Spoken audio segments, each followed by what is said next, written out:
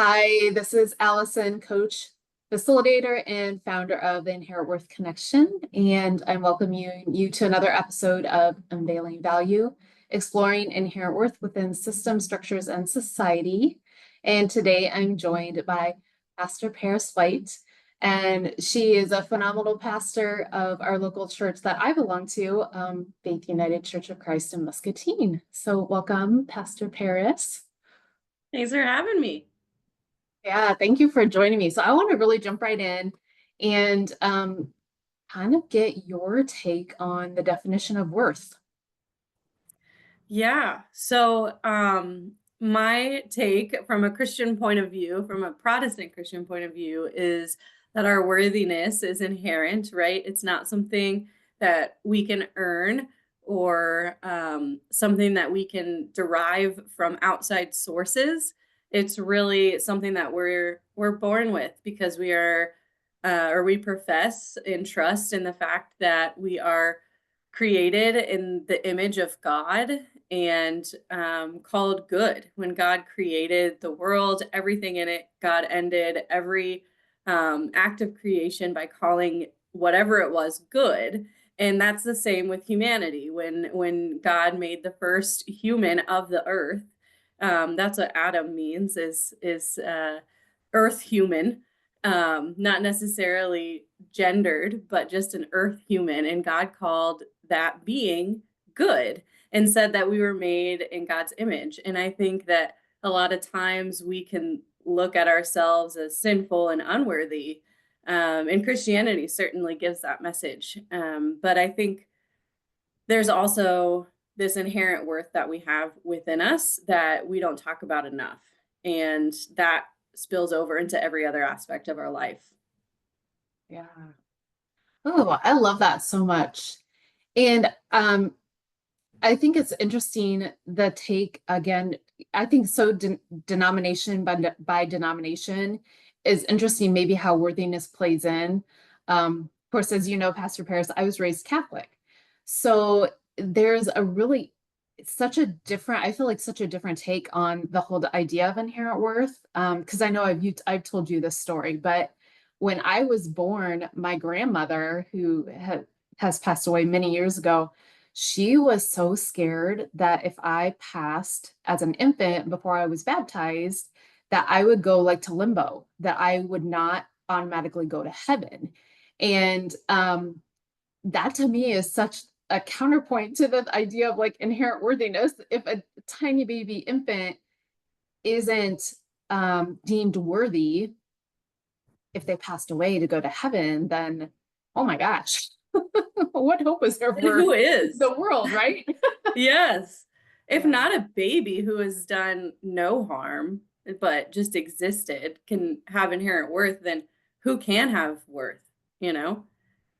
I mean, it seems like we lift up children as the innocent and sort of the unstained by sin, if you want to put it in those theological terms. Um, and yet we still have this fear that, okay, well, they have to be baptized or it doesn't count. And it's like, I think that gets in the way of, um, seeing the humanness in each other, seeing the image of God in each other and trying to be neighbors. And that's really what we're dealing with in the world is this um, building up walls that divide us and this polarization. And we're able to look at each other and dehumanize one another and say, you're not worthy, or you don't believe the right thing, or you don't look the right way, and therefore you don't have value. And we've been doing this to each other for centuries, right? As humanity. And you'd think that we'd progress to a deeper a place by 2024, but Right. we're still looking at each other as if I have worth and you don't. Um, and that's a huge thing that I'm trying to overcome as a pastor in the Christian religion of being like everyone has worth and value. Every single person has been made in the image of God. You're never going to encounter someone who's not worthy of life and love and liberation. And that does not depend on what they believe in or if they've been baptized or if they attend the same social clubs as you or look like you, but we all share this essential goodness and inherent worth within us. Yeah. And I think that's cool that we all have something that connects us. And it's not only within humanity, we have to be reminded of our connection too of the earth, because that's what we're made of. And Mhm. we can't continue to ignore that, because we need that to survive. And I Right. think that's really gotten us into this point of climate crisis, right? Of Mhm. not realizing that the earth itself has inherent worth as well. Right. Yeah. Yeah. It's for too long. I think because human beings have thought themselves to be the superior species, Yes. if you will, because of whatever, because we have, certain things we created or languages that we could understand between each other or whatever, and really asserting that domination over the earth and animals and all the things and using them really for our own greed, if you will, Yeah. and not really considering the impact. Yes. If we treat things and people as if their only value is a means to an end for our own personal gain, we've lost something in our humanity. We have not honored God as creator. We have not honored ourselves. We've not honored one another. Um, and I think that that's why we feel so broken.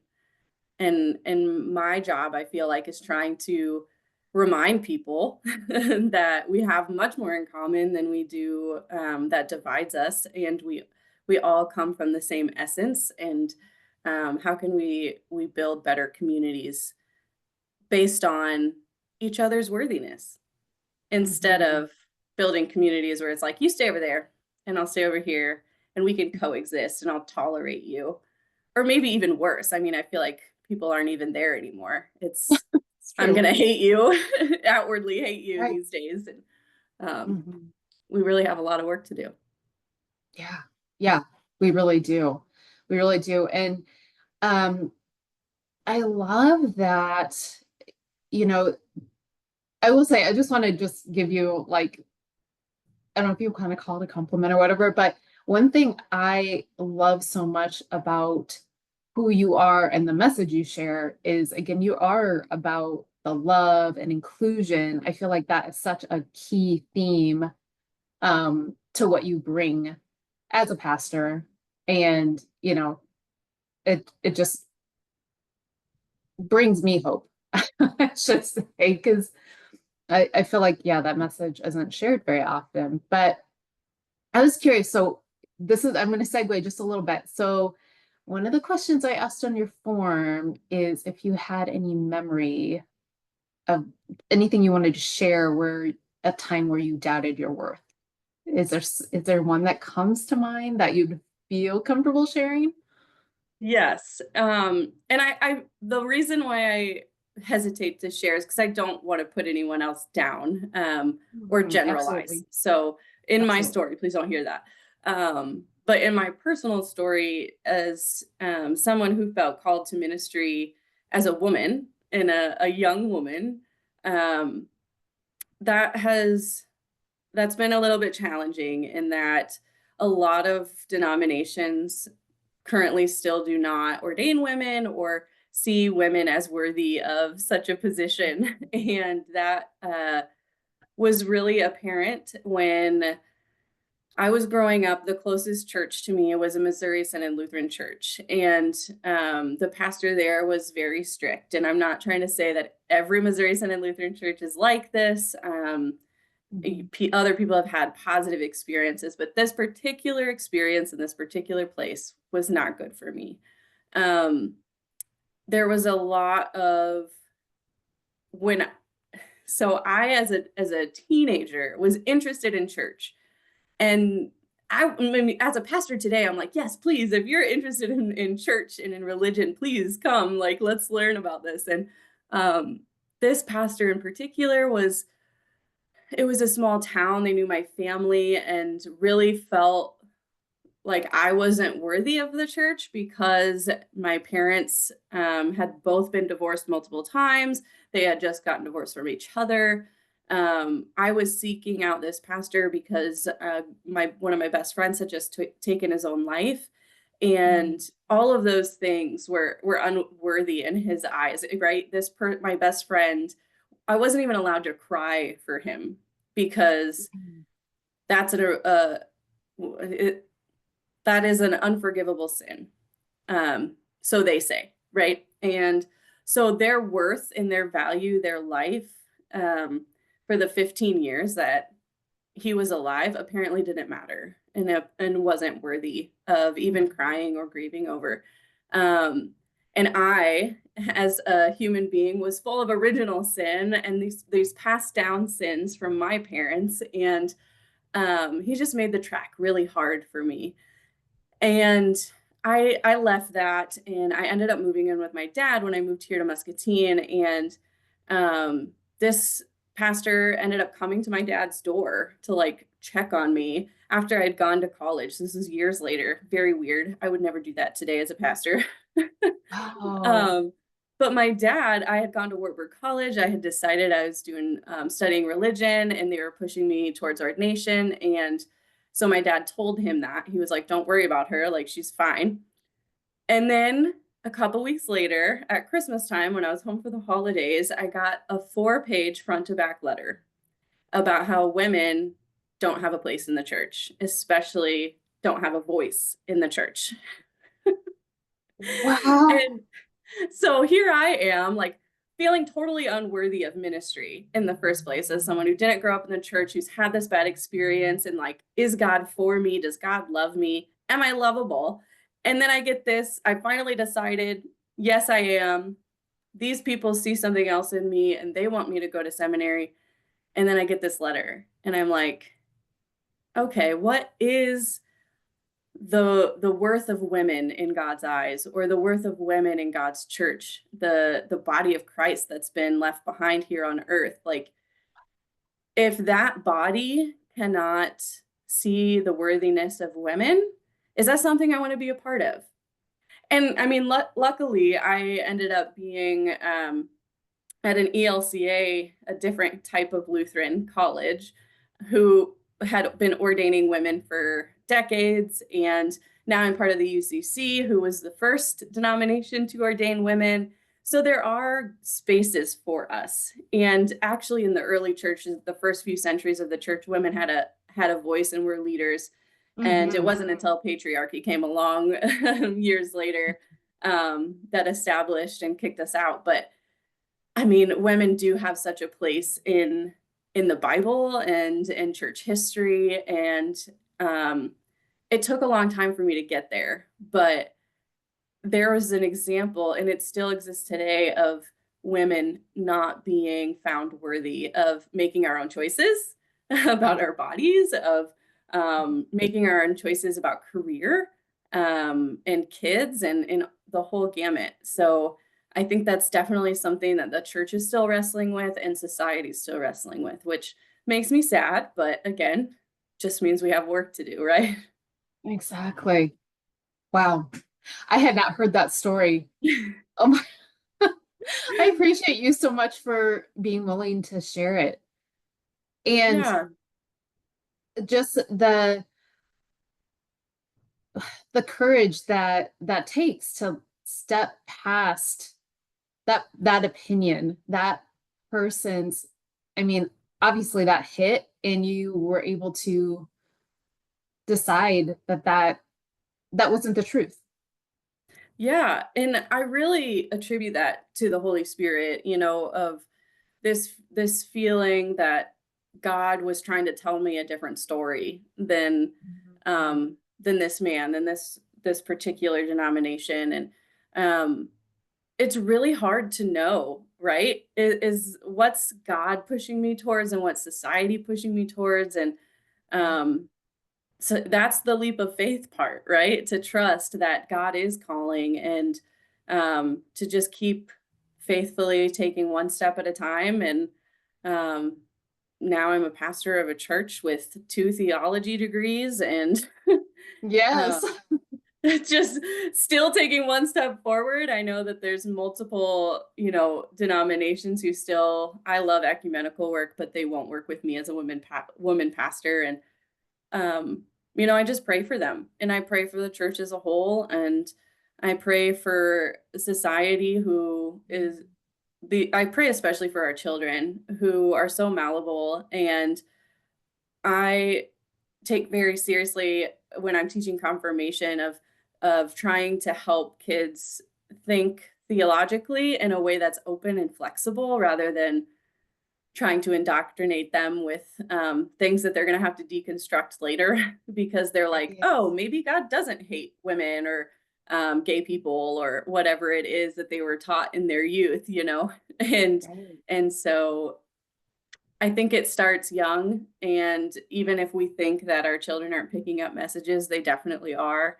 We have Mhm. a sign out front that says, no matter who you are or where you are on life's journey, you are welcome here. And I have nephews who are 7 and 10 now, and they constantly remind me of that sign. And they're like, can this person come to church with me? Or this person do that with me at this church activity? And I say, yes, of course. And they're like, I thought so because the sign says that everyone can come.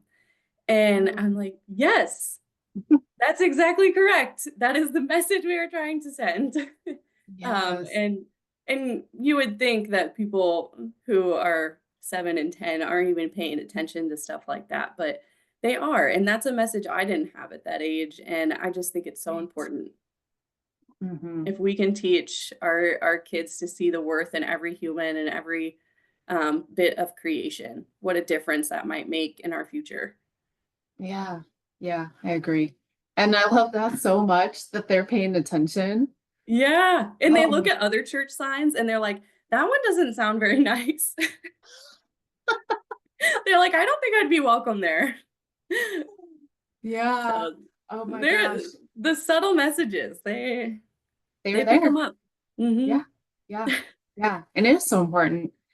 And I think calling to mind like our church specifically, um, is one of the few in our community that is LGBTQIA friendly and welcoming, Yes. very specifically and very outwardly. Not Hmm. there aren't other churches in town that would welcome, but not as boldly, I would say, Yes. as we do. Um, and I just the messaging is so important. And the fact that they're paying attention, that's another thing that gives me hope. It's like I'm always looking at Right. those little those little sparks of hope. Um, Yes. you know, climate things are crazy around our country right now. Yes. So when you tell the stories like that, I'm like, ah, yes. Yes. It's so important. Um, but that welcoming, you don't Mhm. always see that. Mhm. Yeah, Yep. that's And so there's that's important. a lot of ways in which we learn throughout our lives that we're not worthy, right? Whether we have bad experiences at home, bad experiences at school, heaven forbid, bad experiences at church, you know, Right. there's so many ways in which we get this message that we just don't add up, or that we're sinful, or that we're never going to achieve our dreams and we're just not worthy of it. And I think if any other place is able to be a place of safety and of liberating us from those ridiculous notions, it should Mhm. be church, right? It should be where we worship Jesus, who's the liberator of us all, and says no to those death wielding messages and says you are loved unconditionally. I Mhm. love you so much that I'm willing to die for you. And if we don't hear that message here, where else are we going to hear that? Right. And I love my interfaith friends and how that seems to be, if even though we as Christians, we really focus on Jesus, whatever their figure is, Buddha, or in the Hindu religion, in Islam and Judaism, all of us, we have the basis of love, right? Of this connectedness of all things and all people, and that we're Right. all just trying to find peace and love. And if we could actually live up to those ideals, I know I get kind of thinking about utopia, but how much Right. better a place our world would be if we could actually really believe those things, that we are loved, how that would change our behavior and how we treat others. Um, and I think a better world is possible, and my faith gives me that hope. Yeah. Yeah. Ah, so important. Yes. So I would love to again kind of segue again. So something that you kind of talked about as we were preparing for this episode was another part of the system and structure of Christianity and how it ties with capitalism. I'm going to chat about that for a little bit. I think that could be an very interesting topic to talk about. Yes, thanks for being willing to talk about it with me, because this is where people start to get really squirmy, right? Right. Because we live in a capitalistic society, and people believe that the end of the world is more likely than the end of capitalism, because that's just what we are immersed in. Mhm. And in capitalism, we are taught that we all have value depending on how much we can produce, depending on how much work we can do, and everything's given like a dollar value. Yes. And we get naive if we think that others have not put dollar value on our life. Right. And it runs the gamut from how we choose our career, and how we um, give our life to our work. I know so many people who work so many hours that they neglect every other part of their life. And it's not because they want to, but because we have bills to pay that are insurmountable. And Hmm. capitalism has made it that way, that we will never catch up. Um, and they they give you this dream, this American dream of, making it and just enjoying a life of safety and security, and yet not very many of us have that. I think that dream died a long time ago, and we're living in a very different system where you have a couple, like a handful of billionaires, and then the rest of us who are basically, at their whim. And Hmm. you get these global superpowers, these monopolies, and like Amazon and Elon Musk and all that he's got going on. um, Right. and Right. and we're at the whim of whatever it is that they want to do, and that affects, in large part, climate change is where I see that the most. Hmm. Because we can recycle as much as we want, but if someone else is just producing and producing and producing, um, where's their accountability for the emissions that they are producing, and also all of the waste that comes Right. from that? And then you get into the labor part of it. People are not being paid at the amount that they should be, right? We are told that, well, if you work in a factory, your worth is down here, right? You work in a factory. And so we'll pay you like, what is the minimum wage? 7.50 an Yeah, hour? I think it is still like seven, maybe 725 in Is it Iowa, still I think. 7.25? I think.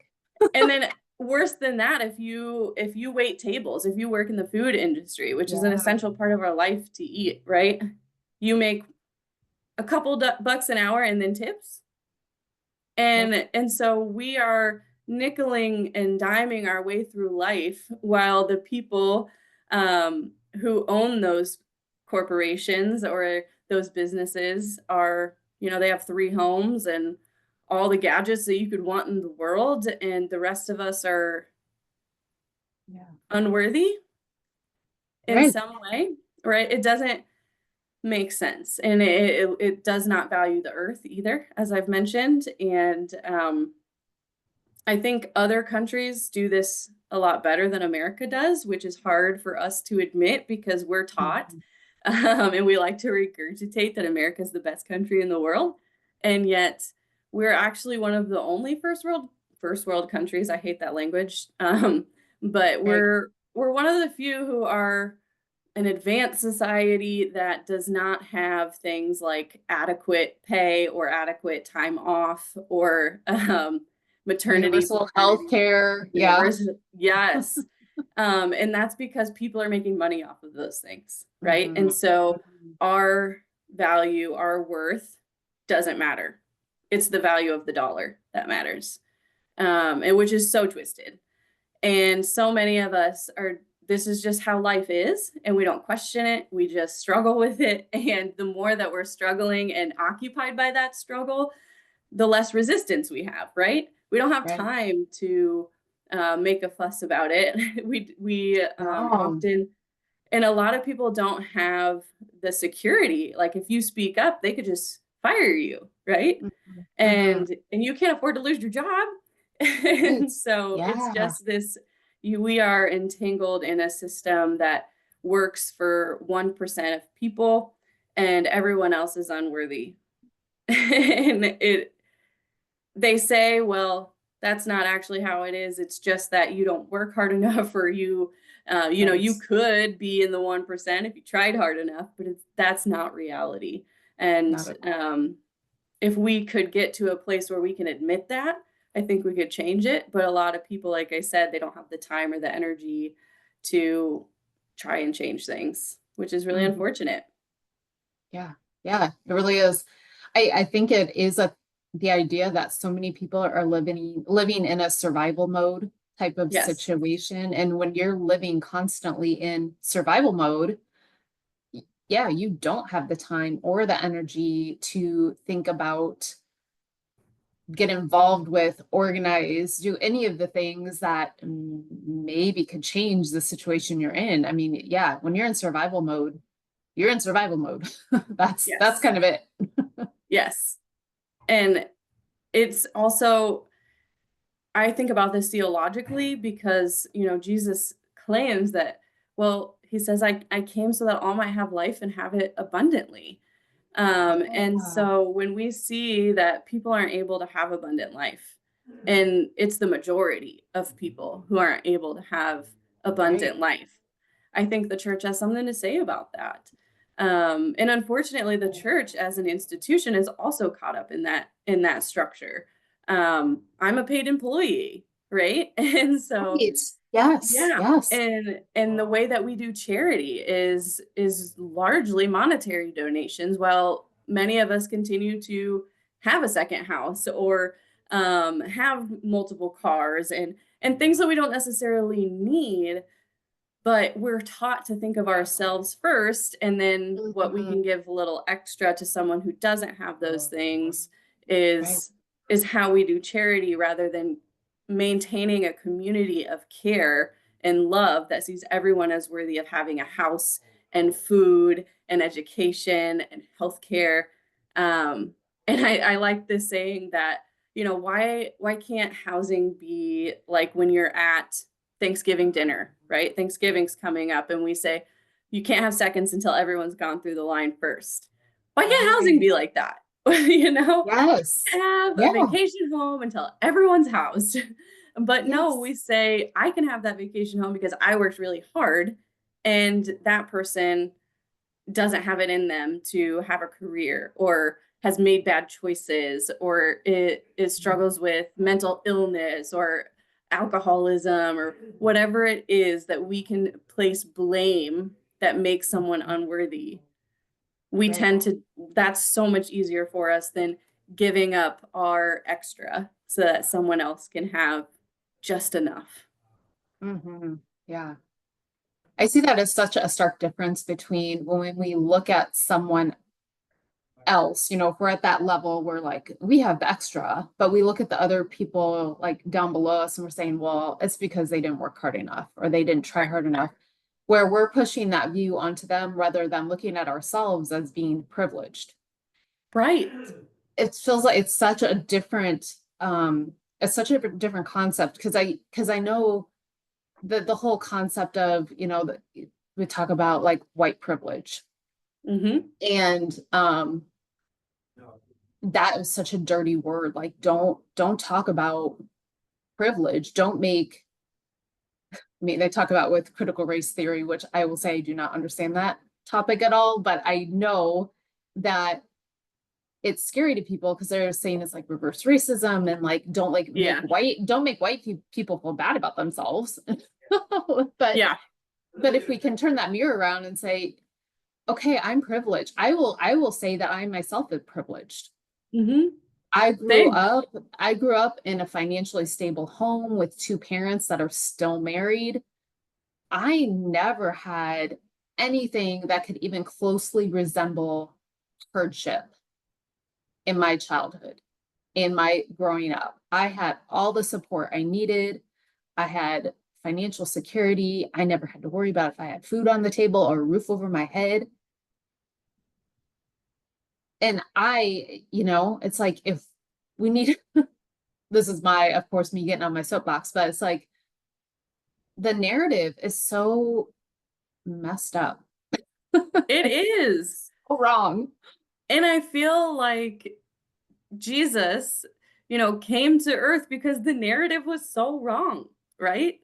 Yeah. And because God, exists as this being who, who knows if um there's actually a burning bush that talked to Moses or whatever.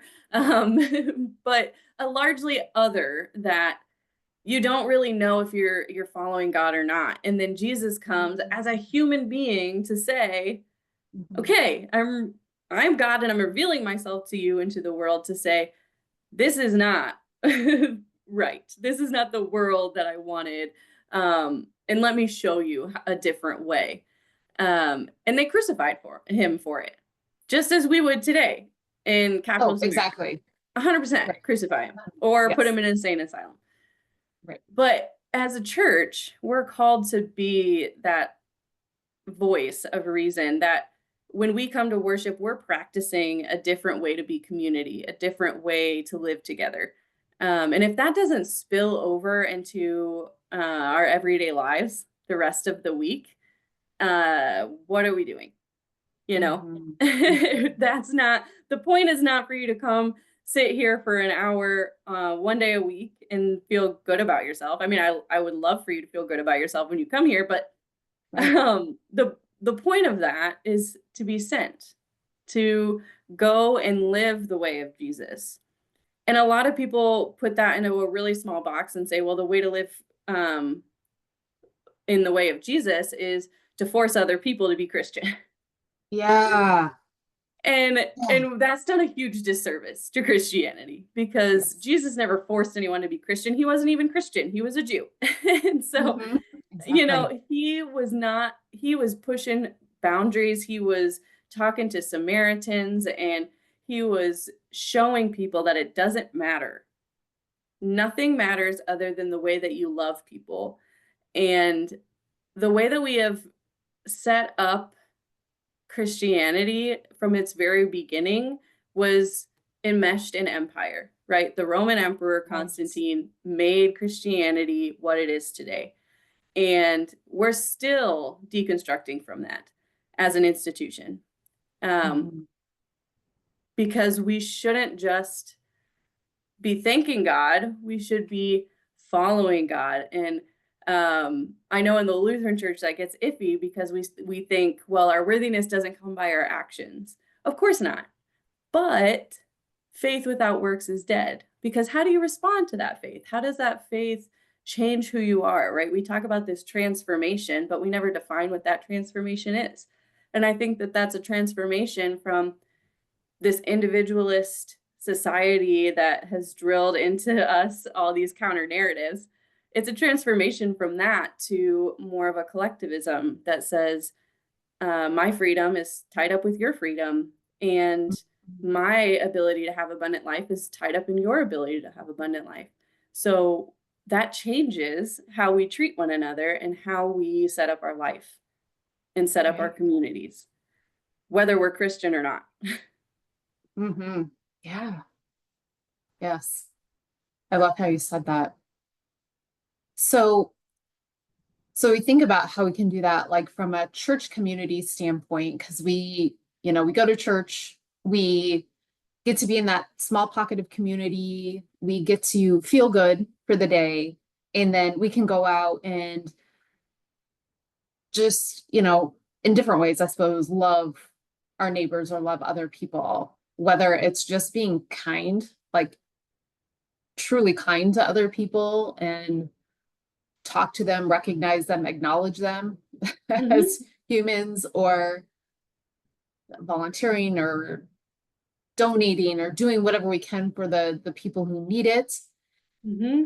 And how do we change that in, and this is going to be one of those things that's like we can't solve all the problems in one conversation, but it's like how can we bring that type of attitude to our capitalistic society that you know that we're entrenched in? That's the challenge. Yeah, That's the big yeah, challenge, right? But I think that when I talk to people, whether they're Christian or not, about these types of things, we've gotten to a point of severity in this system where it's not working for enough people. Enough people now are feeling pressured, are living paycheck to paycheck, are in fear of whether or not they'll be making their rent or even able to find a place to rent, or how they're going to feed their kids, or how they're going to pay for daycare, or you could go down the list. It's never ending. And so I think people are really waking up to this isn't working. And no one has put forward, of course, because why would they? But no one has put forward an alternative. You right. know, Margaret Thatcher, when capitalism was at its highest, said there is no alternative. Well, sure there are. It has to But be. yes, but we are not taught about alternatives. We're not given an option. And so I think it takes a little bit at a time of conversation of saying there are other options, of saying, how can we have an imagination, which we're also not taught really to have. We're taught to grow out of that. Yeah, But yes, that how gets do we, squashed. yes, how do we have an imagination that says, let's dream a little bit? What would make this better? What would make life together better? Um, Perfect. Let's take one step towards making that possible. And that involves an entire community. It involves going to city hall. It involves your HOA. It involves, not only handing out money, but how do you either like at a church, I'm thinking of a lot of churches have extra land. Maybe you build an affordable housing unit. Maybe you, um, like one of the projects in town we've worked on with Sleep in Heavenly Peace. Here's Right. this problem: kids don't have beds to sleep in; they're sleeping on the floor. What Mhm. do? We come together and we build beds. We deliver them for free. You know, and it's gonna take little steps like that to say this isn't working. Here's the problem, and let's dream of other solutions because they are possible. But when you're Mhm. taught over and over again it's not possible and you're so run down, you can't even Right. get to that point. So where it comes back to that, where are you finding hope? And um, where are you finding community where you can talk about these things? And if you're Yeah. not, um, perhaps finding, I mean, a lot of people don't have time, but if you can find time and make space for it, um, and if you have people in your life who don't have the time or energy to make space for it, that's where you come in to be sort of the person who passes it along. Mhm. And for me, that's like it's so slow moving that it's infuriating. Yes. I know. We It were both seems like like, it's let's just get this fixed now. yeah, Come on. it seems like it's not enough. But day by day, I'm learning that it is. Right. And I constantly throughout my life, professors have been like, Paris, how do you eat an elephant? One bite at a time. And I'm like, I hate that. That's such a I'm gross not, analogy to me, but I totally get it. like, I hate that. I'm not going to do it. It's too slow. Um, but it's true. And there's wisdom in that. And I think just like each little kid in confirmation or our youth group who comes up to me with this brilliant idea that just seems so inherent to them, I'm like, yes, one person at a time, we are planting seeds that another world is possible, that you are loved, and that you get to be part of whatever comes next. And I think that's pretty cool. I love that. Yeah, it feels like there's that sense of return to imagination, innovation, just like you said, finding like the hope Yeah. in the different places. But again, like the thing that I keep coming back to too is that sense of community, like actually being, I think sometimes we just have to open our eyes to, Hmm. because we can get so tunnel visioned in our own life. And here's my to-do list, and this is how I'm scheduled today, that we miss seeing, like we drive right by the person on the street corner who needs Hmm. something. Or, we second guess whether we should say hi to somebody because they may look a little scary. Or we get so tunnel vision that we can't see other people's humanity and worthiness. Absolutely. Yeah. And everyone, I truly believe, wants to feel loved and worthy and like they have a Yeah. purpose. Hmm. And if we just continue to bypass people who are on the street or at the homeless shelter, Hmm. and we just give money and we never interact with them, we'll never learn their stories. We'll never share with them just by listening that they're worth someone's time, Hmm. or that Hmm. someone just by listening to them could see their gifts and their passions and say, I know so and so, let's connect you with them. Right. That's what this is all about. We are not meant to be alone. Um and we all know that it takes connections to Hmm. make things happen. Hmm. Um and what if someone is just alone and doesn't have any connections? Are Right. they going to seek us out? Probably not. Mm-mm. Because they're fearful of the message of get away or you don't belong here, lock your door. Um, but if we Right. seek them out and if we provide opportunities that allow human connection and allow people to move forward, that's Hmm. everything. Hmm. That's not, we can think it's small, but it's everything. It Yeah. can change how someone sees themselves. It can change their motivation to um, do something other than just sit on the street corner. They can uh, feel hope again or dream again, and know that there are people out there who believe in them, and that can go a long way. Hmm. Yeah. I feel like it's a little bit full circle moment because I feel like it just goes back to the message of love and inclusion. Hmm. Because I think sometimes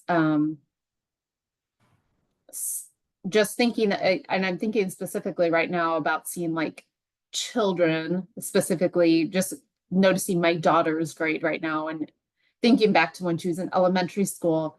And sometimes I think it was harder for me to, or I had more concern about like my kids being excluded or them excluding other kids versus like bullying's horrible.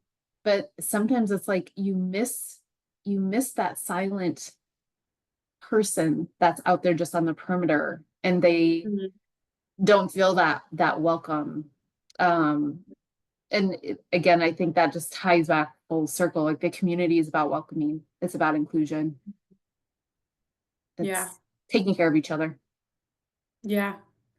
We just did an active shooter training here at Yes. church, and I felt like the video they showed to make a point was really impactful for me. Of They show Definitely. this little video and it's kind of like this cute little teenage love story, but in the background the whole time there's this silent kid who's being bullied and who is sort of making rude gestures and reading a gun magazine, and at the end it ends up being active shooter. But I think that so often we'll just marginalize people, or we think, it's not my business that they're reading something violent like that. And I mean, I was a victim of that too, growing up in high school, of teachers seeing maybe I needed some help with some things that were beyond the classroom and just ignoring it, you know. There, it felt so lonely, like no one cares and no one's going to help me.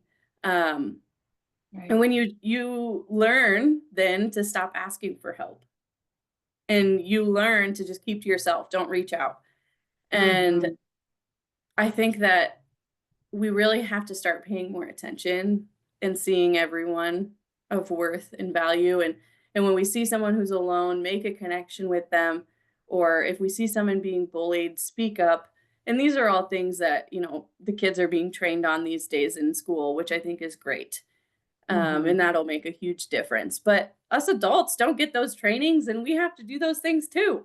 No, I know. I feel like yeah, it's like they started all of the, and I wouldn't say they started it, but they have so much more of the like character building type of things built in the schools now that they did not have when I was. Yes. And yeah, it's just how to, I mean, sometimes I think it should be, or I sometimes think it should be just common sense, like Right. I know. how you treat other people and how you interact with other people, how you value other people, but it isn't. It It's it not. it isn't. We are It's a our own, learned behavior. it's learned behavior, and our own brain sometimes plays tricks on us as far as like Yes. what's safe and what's not. And you know, it's safe to Mm-hmm. be like kind, and it's a little scary, it's a little dangerous, like if we're not familiar, if we're moving into unfamiliar territory. And sometimes it's, yeah, Mm-hmm. it's easy for us to kind of let that natural instinct or that learned behavior take over and not recognize. Right. And I think right now there's a lot of this fear of other. Mhm. I feel like fear is just rampant more than ever right Oh now. yeah, And agreed. that's a learned behavior too. You know, you're not going to do something if you're fearful. And Hmm. so how do we push past that and start trusting each other again? Hmm. And trusting ourselves, and trusting that we're going to be safe, or I don't know the right words, but we are stuck in this fear loop that I haven't figured out how to push us past yet. I don't have all the answers, but I think that's come into play at every age. This learned fear that Hmm. holds us bound, um, and we're unable to push past. So I don't know if you have any answers about that, but it's Yeah, just a noticing. yeah, yeah. So, and I think again that kind of ties a little bit back to like what we were talking about with Christianity and capitalism. And so in both of those, we have like, in certain thoughts, again, Christian dogma that I grew up with was like fear about whether I was going to heaven or not Right. was a big fear. Um, but fear, like in the capitalistic world, sometimes it's like we hold on really tightly to our resources, or we hold on really tightly Mhm. to our material items. And um, I don't know the brains of the millionaires and what they've got going on there, but there's a thing that I'm curious if they have a sense of like fear of losing it all. Like, do they have a fear of lack? Is Mm, that why they hold on so tightly and accumulate right. resources? Like, what is their fear? That's a good question. Because otherwise, wouldn't a person with that much give fairly freely of their resources unless they were afraid that they were going to lose them all? Right. I agree. Yeah. And I look at Elon Musk, who, you know, sees this fear of climate change, and yet instead of trying to create, like, he's going to be a trillionaire soon, using his money to end climate change, he is building rocket ships to Yeah. To go somewhere save else. the few who can end up going somewhere else. And it's like, why would you use your resources that way? Um, and so fear makes us do funny things too. It and does. makes people act in ways I don't think they would if they weren't living in fear or survival mode, which is another part of why society feels so sour right now. Mm-hmm. Mm-hmm. Yeah. So I'm wondering, it's like maybe I'll ask you, where do you find so like the counterbalance to fear? Is it hope? Is it excitement? What is the counterbalance to fear, and how do you find those glimmers? Well, I mean, if I'm being biblical, it's perfect love that casts out fear, right? Mhm. Um, and for me, I think that that's ranged true in the way that my faith has worked throughout my life of being able to do things that even I'm fearful about because I feel that no matter what, this presence of unconditional love that is God is going to catch me or hold me, and no matter what happens. And I think, I've had a lot of people ask me if you don't preach sin and Mm. you only preach love, then how are people supposed to change or be rid of their sin or whatever? Um, and honestly, I think that love rather than the fear is what transforms us. If we are just feeding ourselves into fear, is just going to make us angry. It's going to make us resentful. It's going to make us treat other people that way of like, do this or die, pretty much is Right. the language. Yeah. Um, whether Whereas if you are telling someone that unconditional love, who is the being of God, holds you in the same way, in the same esteem as the stars, like for me, that's what's transformational, to know and to rest and find peace in the fact that no matter what, nothing can separate me from the love of God. And that's what transforms me to share that love with other people because Mhm. it's made such a big difference in my life that I want others to feel that and to be transformed by that too, whether they call that God or just love, it doesn't matter to me. Um, but I think once we are free of that fear and can live and rest in love, we are capable of our wildest dreams. And for me, that's really exciting. And so that bleeds into excitement and hope and motivation and courage and all of those good things, right? But I think the root of it for me is love. Mhm. Mm. That's so beautiful. So do you have any practices that you do routinely on a regular basis? Again, like to bring yourself back to that space of love, um, or just to be aware of it. Again, I think sometimes if we get in our tunnel vision of our life, like we forget to look for, or if it's not just this presence, it's sometimes because I think it's easier to. I think our brains sometimes just naturally go to the fear and the negativity and the scariness, and we have to actually work to Hmm. find like the hope and the excitement and the love. So do Yeah. you have any practices or anything that you do daily to bring you back to that Yeah. space? I have very simple things that I do. So, the things that are every day that are just part of my life are that I have dogs, right? And for me, Mm, yes. dogs are the epitome of I unconditional love, love right? on four legs or three legs or however many legs Yes, they yes. have. And it's a great reminder that my dog does not care what I look like, what I'm wearing, what I say, what I do.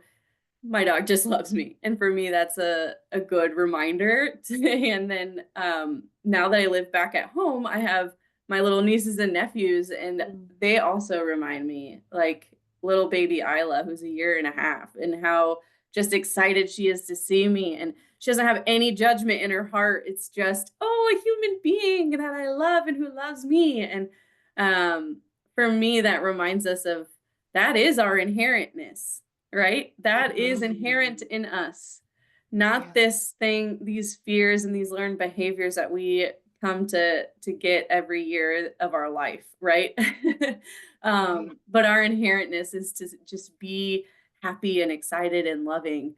And that reminds me of my favorite memory as a pastor in my first call, there was this little boy, and we in the Lutheran and ELCA, we did communion every Sunday.